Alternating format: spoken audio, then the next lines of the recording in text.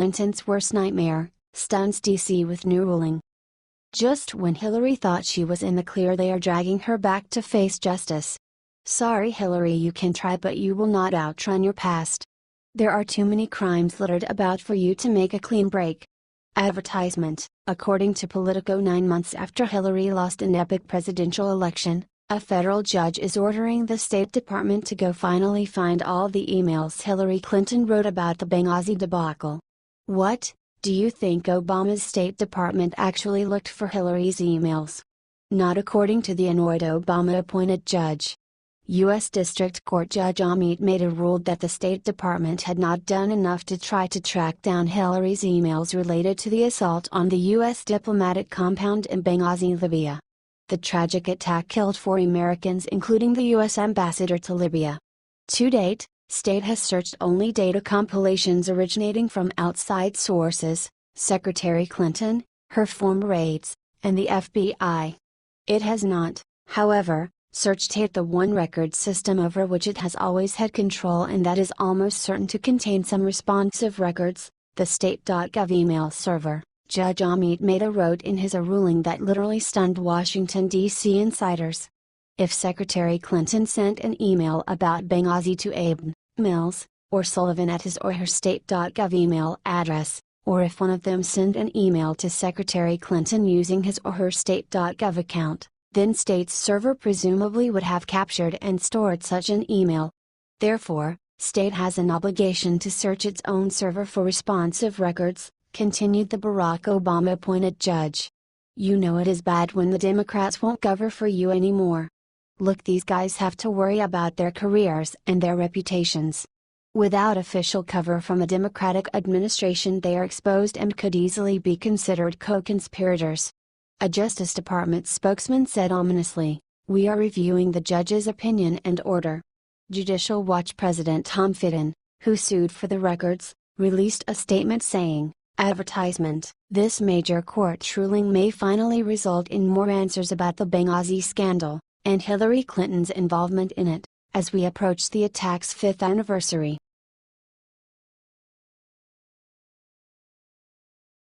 Queen Elizabeth makes heartbreaking announcement about royal family's future.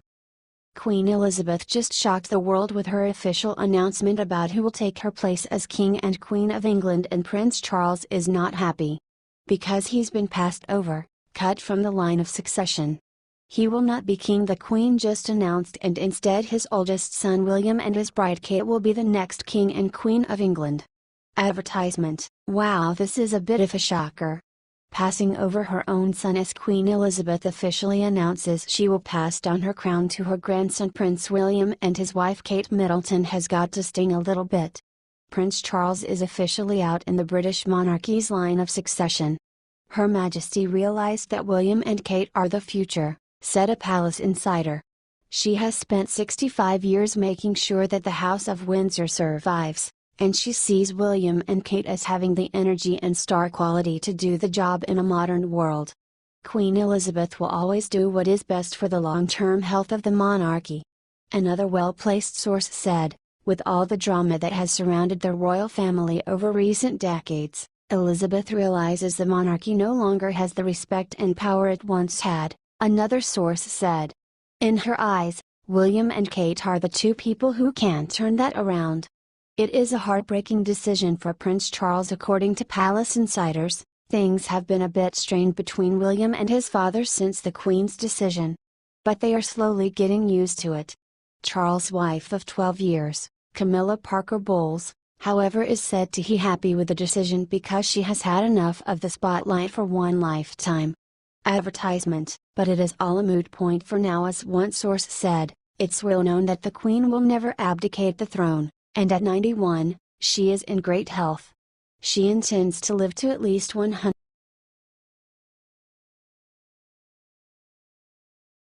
Justin Bill and Hillary Clinton caught in huge $5 billion North Korea scandal. Tensions between North Korea and the United States rise every day. North Korea is planning to attack Guam, which is U.S. territory in the western Pacific Ocean. The North Korean leader Kim Jong-un promised to launch a missile that will hit Guam. As a response to the threat, The U.S. President Donald Trump said that North Korea will meet fire and fury if the country continues to threaten the USA. Although the whole world has their eyes on North Korea right now, only a few people know that Kim Jong-un owns missiles thanks to the Clinton family. The New York Post reported, as President Clinton prepared to confront North Korea in 1994, ex-president and self-appointed peacemaker Carter went to Pyongyang to negotiate a sellout deal, give the North Koreans 2 new nuclear reactors and $5 billion in aid if they promise to quit seeking nuclear weapons. Carter even won a Nobel Peace Prize for this deal. How ironic. The former president even celebrated his achievement. However, thanks to him, North Korea has missiles ready to attack our country. It is just a matter of time when the first missile will be launched. What was he thinking? The North Korean leader is similar with the German dictator Adolf Hitler. Kim Jong-un is also a dictator who rules his country by paranoia. If the Chamberlain's appeasement policy didn't stop Hitler from wanting for more power, why would something similar work for Kim Jong-un? However, Clinton's and Carter thought that an appeasement can change things now. The New York Post reported, in 2002, the North Koreans revealed that they had been violating the accord from day one. 4 years later, Pyongyang detonated its first nuclear missile. After it was discovered that North Korea violated the accord, something should have been done in order to stop them, but the Clintons and the Obama administration decided not to do anything. Thanks to their poor efforts, North Korea can launch a missile attack against our country. They put the population of Guam at potential risk. Everyone should know that if they launch a missile, it won't be Trump's fault, but Obama, Clinton, and Carter are to blame. Trump is doing everything he can in order to protect our country.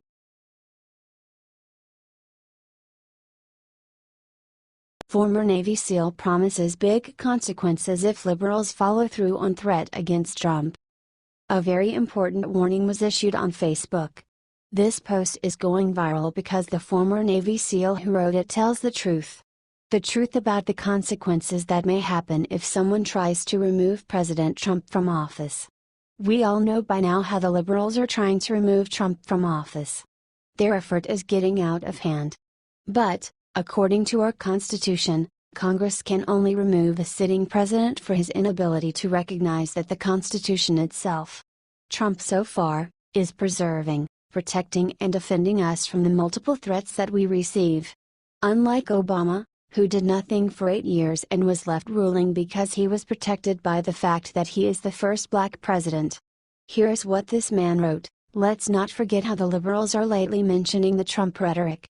Due to it, they think that this calling is a result out of it.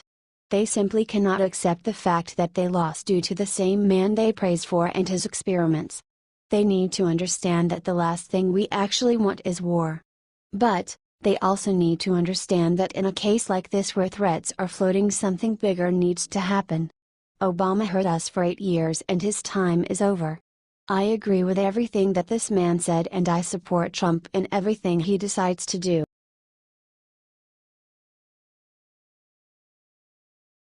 Obama is done. Trump warns him to get a good lawyer after finding this out. Obama was trying to hide awful things that he did in the White House while in office. Recently something important was discovered. After finding out, Trump issued a warning to Barack Obama to get a good attorney. Jay Sekulow told what this mess is about. Democrats do not focus on their shady business at all and think they'll stay hidden forever. That is why they are so supportive of Mueller and his investigation. They hope he will find something on Trump, but apparently, Mueller is going to be the one who will bang his head against a wall. Mueller is connected with James Comey. Comey is connected to Lynch, the Clintons, and Obama. Mad World News reports that Jay Sekulow just revealed damning evidence that incriminates Lynch and Obama in a massive cover-up. Jay's son, Jordan Sekulow, another powerful attorney like his father, wrote, "Our federal lawsuit against the Dodge bureaucracy over the secret meeting between former Attorney General Lynch and former President Clinton has already unearthed documents proving the FBI lied, that it had no documents, that the media was colluding with the Obama Dodge to bury the story, and that AG Lynch, aka Elizabeth Carlisle, was using a secret email address to conduct official business. Now we've uncovered that the White House was involved. So within 2 minutes of learning that the press had found out about the secret Clinton-Lynch meeting, senior DOJ officials knew they had a crisis on their hands. So, in short words, Comey lied like never before.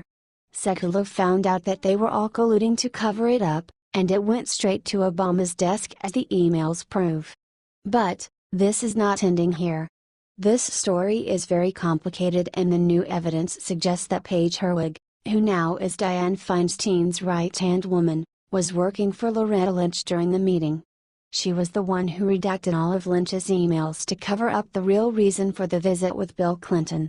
She knows, and she is pretending to investigate. J-told, the conflict of interest is astounding. Committee staff, Dianne Feinstein, Paige Herwig, who are supposedly investigating this tarmac situation, were the same people creating the talking points. Loretta Lynch, Paige Herwig, Obama loyalists investigating themselves. Trump's reaction at this point? He said, "Yeah, Barack Obama better get a good attorney. We all are sick and tired of this nonsense. These people did multiple crimes and they need soon to pay for them. Let's all hope that the DOJ soon will open a special counsel to investigate the real traitors and enemies."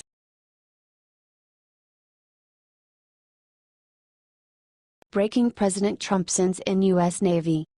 While everyone is talking about North Korea and Trump's fire and fury for Pyongyang over its nuclear and missile programs, something else happened. On Thursday, Trump sent a U.S. Navy to sail by one of China's artificial islands in the South China Sea. Officially, our Navy conducted the third Freedom of Navigation operation under President Donald Trump in the South China Sea. Western journalism reports that a guided missile destroyer sailed within 12 nautical miles of Mischief Reef, an island that is a man-made one that has a runway and military fortifications. China has built it as a part of its effort to claim the region as its own. You should know that this destroyer is called John S. McCain and is named after the father and grandfather of Senator John McCain, our Arizona, both of them, huge Navy fans.